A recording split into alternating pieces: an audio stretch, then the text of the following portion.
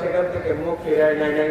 কারণ আল্লাহ পাক অন্যত্র বলেন, কাল কিয়ামতের দিন এমন কিছু ব্যক্তি আছে যাদেরকে আল্লাহ অন্ধ অবস্থা উঠাইবেন।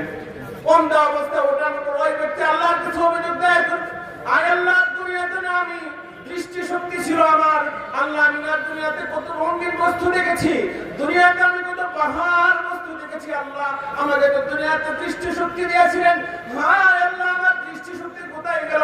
আল্লাহ বলবেন, হ্যাঁ আমি তোমাকে দুনিয়াতে দৃষ্টি শক্তি দিয়েছিলাম, কিন্তু তোমাদেরকে যে বোধগম্য শক্তি দিয়েছিলাম, সেই বোধগম্য শক্তি দিয়ে তুমি আমার নবীদেরকে মানতে না, তুমি আমার ওলিদেরকে মানতে না, ওলিদের বিশ্বাস স্থাপন করতে না।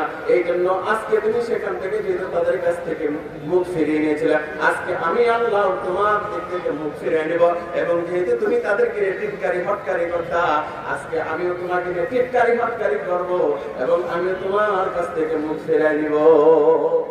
কিন্তু যারা ওলি আল্লাহদেরকে মেনে নেয়, যারা আল্লাহর ওলিদেরকে যারা জমিনের মুখে মেনে নেয়, তাদেরকে অনুসরণ করে, ওলিদেরকে অনুসরণ করে, কালকে আমাদের দিন বলবে, ইন্নী যানানতু আন্নী মুলাকিন হিসাবিয়া, এই দেখো আমার আমলনামা, আমি তো আজকেই ফলাফল